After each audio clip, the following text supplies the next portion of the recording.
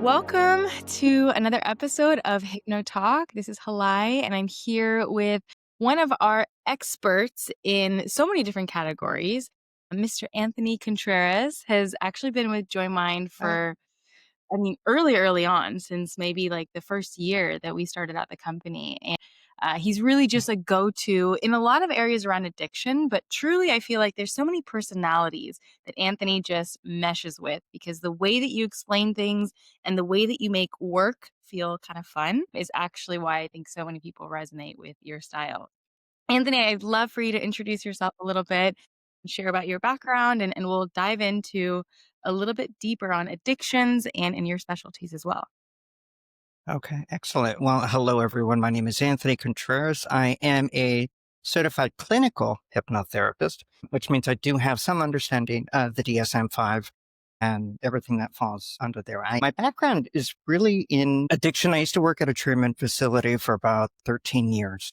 That was about 4 years ago. I stopped working there when I became a hypnotherapist. But while I was there, I did play a lot of different roles. So I was one of those outreach guys that would like hand out condoms like to strangers. I was an HIV testing counselor, I was a Hep C testing counselor, I was a group facilitator, I was a program supervisor, you name it, I did it. But I learned a lot about the neuroscience of addiction. That's really is what helped me the most in transitioning into being a hypnotherapist now.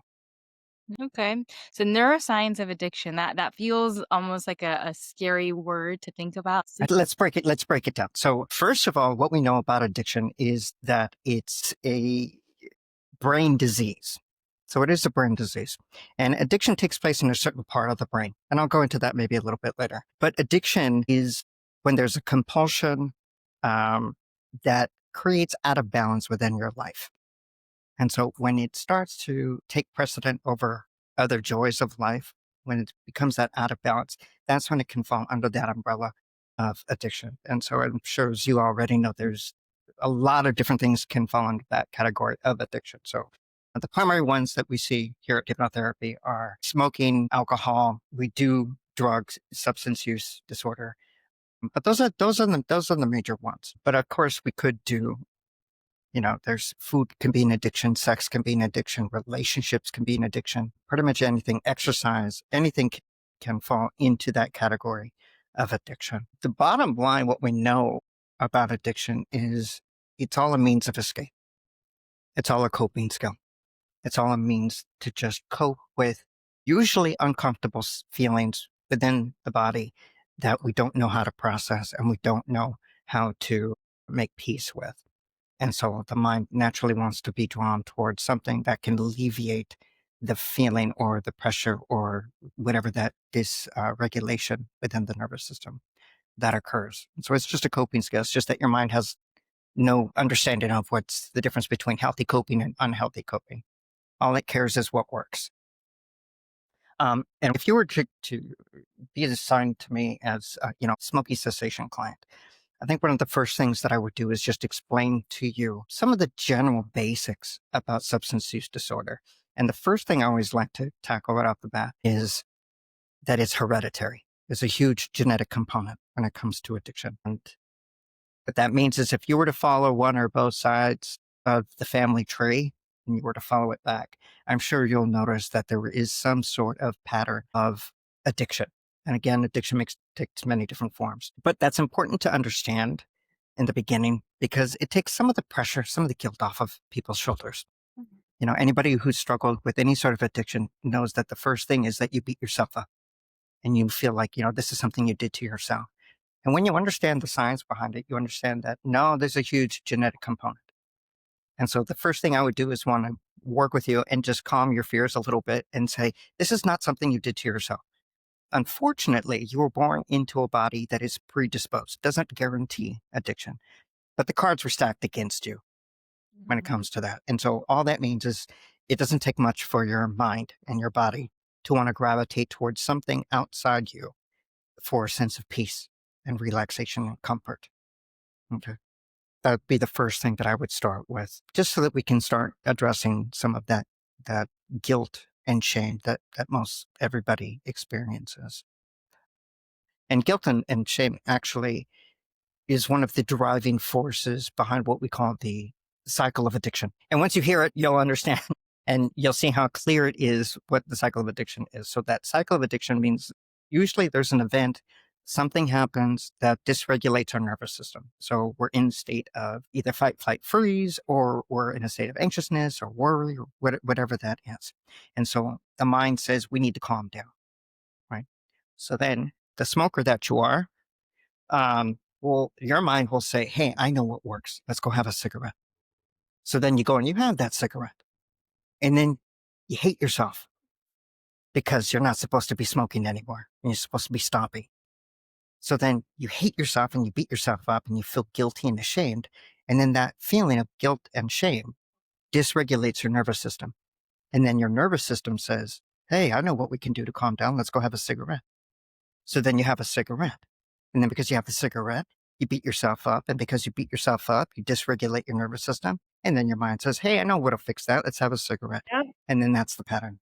That's the cycle of addiction. So one of the first things that we really need to address and look at is the role of shame and guilt in addiction. And society doesn't make it all that much easier when it comes to substance use disorder.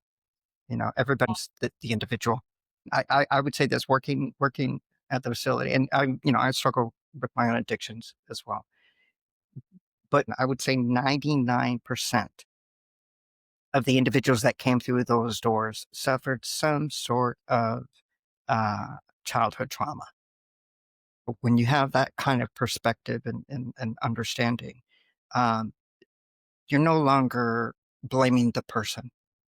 And when you hear their stories, all of a sudden you're going like, well, geez, that makes sense. I can understand why their mind would want to reach for something because we're talking neglect and we're talking abandonment. We're talking abuse, major traumas, sexual abuse, mental abuse, emotional abuse. But then there's also little t traumas, which the example would, here's an example of what a little t trauma looks like, but this is what I akin it to. So if I was to poke you in the shoulder, Hile, it wouldn't hurt. It'd probably annoy you, right? But it wouldn't hurt. But if I was to poke you in that same spot every hour on the hour for the next 12 years, what would happen to that one spot on your shoulder? No, there'd be a dent in it or something. It would be bruised. And all it would take is a little piece of cloth, maybe a breeze, and oh, you're going to feel that pain. It'll be incredibly sensitive in that one spot. Mhm. And so that's what little t traumas are. And so there's the major traumas that we talk about most often. But the little t traumas are, let's say, a child that witnesses domestic violence or violence within the home. You know, as a child witnessing that, it dysregulates the nervous system because there's a sense of fear mixed in with a sense of powerlessness. And so it's not like it was directed towards the child, but because the child was experiencing the environment of it. And it happens regularly over a period of time. It builds up. And what we know about trauma is that it's exponential on the body. And so I'm not sure if you're familiar. The amygdala, they're about the size of almonds. They're towards the back of the brain. And think of the amygdala as like the smoke detector of your home. And so it lets you know when there's danger. And that's what the amygdala does. And so when it comes to trauma, it's exponential.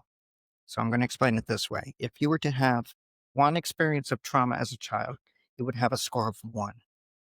And if you were to have a second experience of trauma, that would have a score of 2. And if you have a third, it would be 3, right? So you could have 3 experiences of trauma, but your score would be 6. And if you have a fourth one, your score would go up to 10. And a fifth one, your score would go to 15.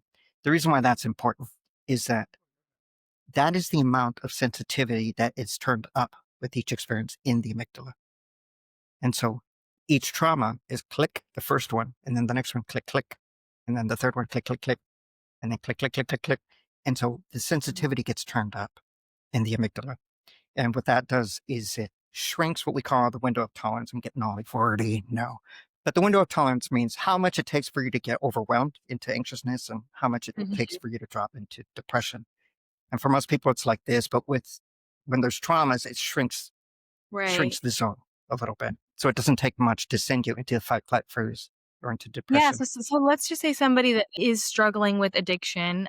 likely you said that they're already genetically predisposed to this. So their body, their Yes. reactions, the timing of how long it takes for that fuse to go off is Mhm. correlated to what they grew up in, what they saw, but also like in their genetic makeup, like you said. So somebody maybe has seen addiction in their family, then they learn that that's normal, or they've seen these patterns and they suddenly becomes who they are as an adult.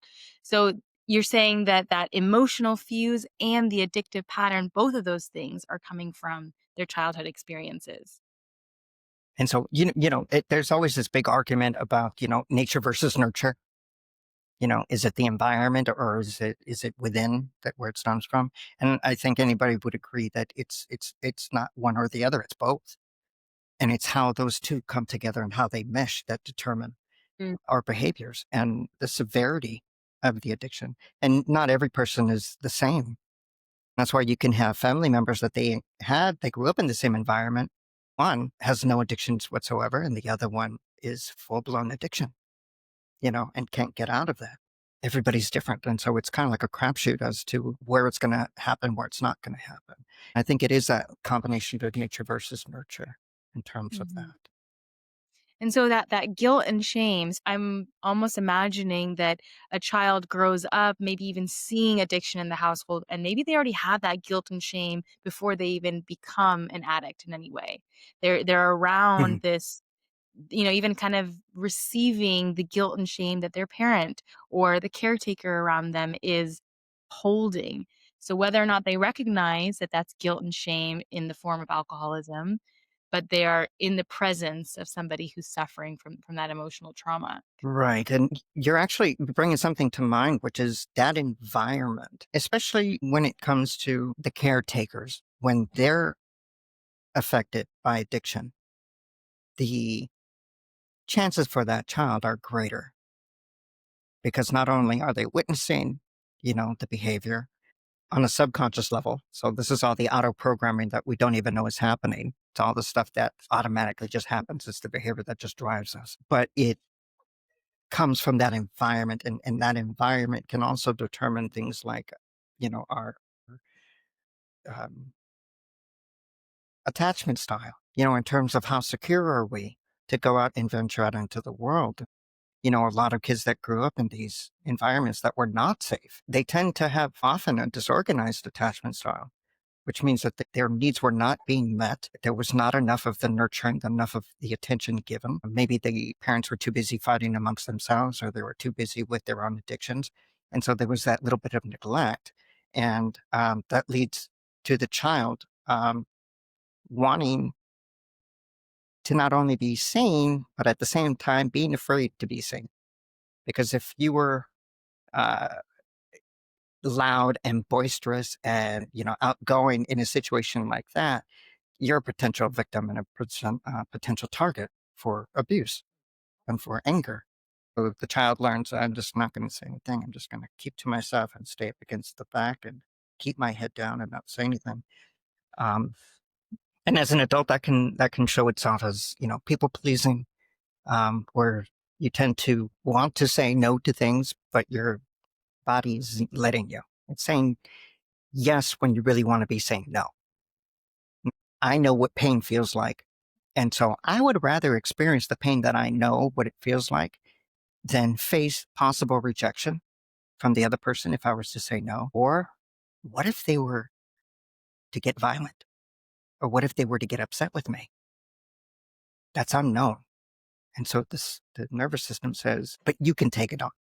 So it's even if it's more uncomfortable for you, it feels better for you to be uncomfortable than for somebody else to be uncomfortable with you. It's a lot to unpack when you start actually looking at all of the different things that go into and feed addiction. I think one of the things that we try and do with Joymind is to really make it client centered and to really focus on the needs of that individual. I'm always trying to figure out what was that environment that you grew up with, minor traumas that occurred that you didn't even know were occurring that affected you somehow. A lot of these Mm, things are subconscious. You don't even recognize it. You think everything was fine, but then when you start digging, you start looking, it's going, you know what, you're right. I never thought of it that way. I never saw it that way. I just thought we were normal. right? So sometimes it takes that little bit of digging. I think one of the important things I think to understand is that addiction is a complicated disease. It's always a great reminder that hypnotherapy is not a magic wand. I wish it was. And I'm done with a client, and within, 3 sessions, you're done and you can live life easy peasy. The reality is sometimes it takes 8, 12, even more sessions to address all of those underlying issues that are driving the force behind the addiction. It takes patience and understanding. I really love that you are also highlighting the totality of this person, that they aren't just this one addictive pattern, but there's so many other areas of life that are almost forgotten. Like we forget that, romantic relationships, friendship, community, success at work, or taking care of your body and your health, all these things suddenly become so irrelevant because the focus is I have this addiction, I need to solve this addiction. But really, it's Right, can we solve the relationships? Can we make you feel belonging? Can you make you feel safe in your right. body? All these outer pieces are working with you, and then the addiction becomes naturally like a little bit less of a grip on you. Exactly. And that's what we call the holistic approach, where we see the person, the entire person from all aspects, because the addiction affects all those different aspects. And so all of those need to be addressed and at least examined and looked at. So many times people think it's just the addiction. And I always try and explain the addiction is not the problem. That's the symptom. Problem is all the underlying stuff that you experience that you don't know how to process, that makes you feel uncomfortable, that created fear within the body. Those things, that's the real problem. And so that's where the work is. Mm. And it does you no good to try and get rid of the addiction, which by the way, you can't eliminate addiction. Just put that in the little footnotes. Can't eliminate addiction. We switch addictions. And so it's important to address those underlying issues and to, you know, create and reinforce healthy coping skills, especially human connection. Human connection is the antidote to addiction. Yes, this is exactly where I was. You read my mind. I wanted to talk about addiction and loneliness. I feel like so many people struggle with this sensation of loneliness, and I'm curious how that shows up in that community and really everybody. We all struggle with this, but it can manifest into an addictive behavior. Oh, absolutely. Well, addiction in and of itself is a selfish disease. And it makes us want to isolate. It makes us want to pull away from the people that we care about. And some of that is that shame and the guilt. But we pull away and what they've found, and this is why, NAAACA and all of these other smart recovery, all of these other things, the basis of it is the same because it's giving you a sense of community. It's giving you a sense of I belong, right? And that tends to be the missing component. When we find people that self isolate, the more disconnected they become, the more misunderstood they feel. And Mm. then that's what can spiral them down into reaching for something to not feel the loneliness, to not feel the disconnection. It does fill a need and fill a void. It's just extremely unhealthy. And so what we try and do is work with the individual and to show them that they're capable of creating a sense of community, a sense of belonging, and that they do belong, and that there's nothing wrong with them. Nothing wrong. It's just a coping skill that we don't need anymore. And so we'll switch the coping skill and then we'll get you plugged back into those things that make you feel connected and give you a sense of purpose and belonging. Really. And it's really important to note, and we always communicate this when we speak with somebody who wants hypnotherapy for their path to healing, is that you still need that in person support. You need your community, you need those meetings. This is a different part of the brain. So let's talk about that because that in person stuff is 100% necessary. But in hypnotherapy, we're working with the subconscious. So it's a different realm, but they're very compatible. Yes. When it comes to addiction, first of all, I'm going to explain it this way. So, we all have our prefrontal cortex. That's our thinking brain. So that's our willpower and deductive reasoning and logic and all of that happens in the prefrontal cortex. But addiction actually happens in the limbic system. That's in charge of keeping the body alive. And so if you think about the things that the human body needs to be alive, we need to breathe, we need food, we need water, we need shelter, we need sleep. and human connection. So we're hotwired for needing these things to just stay alive. And that substance then latches onto that part of the brain. And so here's the example that, or activity, I should say, that I always give with my clients. So, Hile, you're going to pretend to be my client for a little bit. But I would say, Hile, what I would like for you to do is I want you to hold your breath for 10 minutes.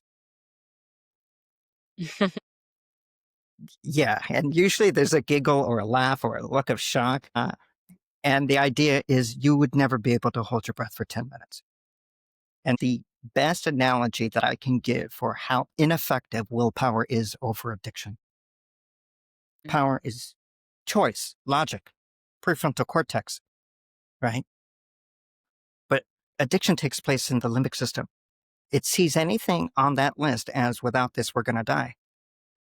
It'd be like you trying to hold your breath for 10 minutes. You could want it all you want.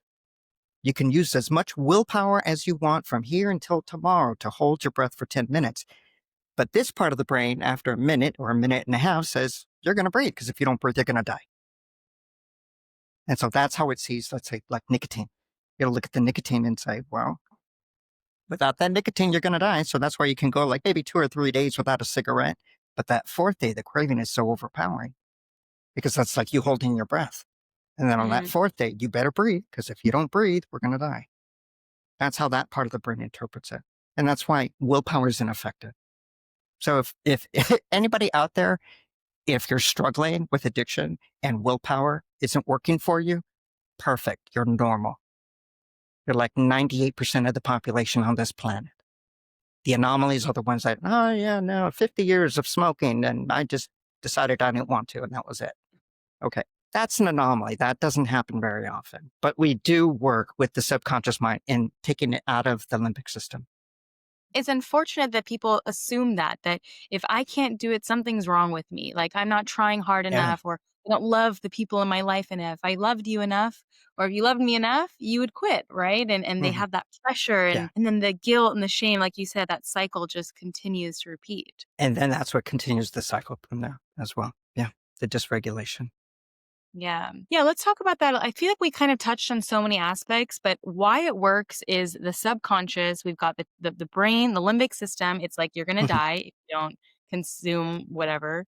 And then there's the subconscious mind that is essentially driving these automatic behaviors. What else is Right. coming into how is this working? Because a lot of people are afraid, okay, is this mind control? If I leave this addiction, am I suddenly going to be addicted to something else that I have no power over? Yeah. Great point. And that's one of the things that I think somebody who works in addiction should really be familiar with is again, addiction, it can't be eliminated, it's only replaced.